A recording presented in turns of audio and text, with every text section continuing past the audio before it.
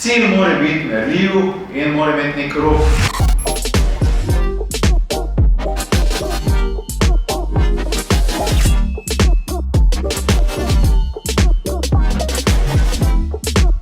Prvo je cilj. Cilj mora biti merljiv in mora imeti nek rok.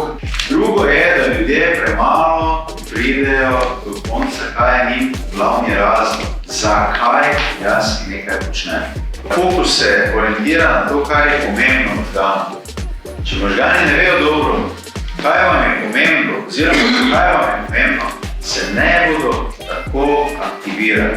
In kaj je največja, bomo rekel, najboljše gorivo za možgana? Zakaj sploh vse, kar počnete, kaj je na koncu igrice? To so neke občutke, neka čustva. Ne iščemo samo tistega rezultata, iščemo zaradi čustva. Vse, kar počnete zaradi čustva. Predvsem pa je močno to čustvo samo izpopolnitve. Torej, jaz delam nekaj, kaj mene polni. In če nimaš tega zakaj, tega razloga, bolj imaš osnovni problem. Glavne tu so potem res tiste aktivnosti po načelu 2080, ki vam bodo najbolj prinašale cilj. Se pravi, ta del, jaz sem rečem krog pozornosti, in ta del je tisti del, kjer imate pa potem vi fokus.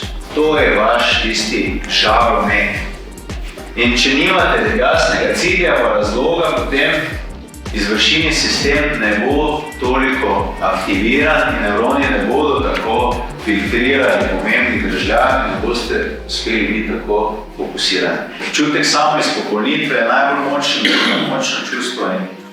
Takrat, ko delaš nekaj, kar te ne izpopolnjuje notranje, imamo problem, to vsi vemo. Lahko imaš ogromno denarja, lahko imaš taki avto, lahko imaš ne vem koliko plače, pa se vključiš prazne. Ko pa delaš nekaj, kar te veseli, takrat pa ti dobiš tiste počutniki za svetujoče. To je vaša naloga.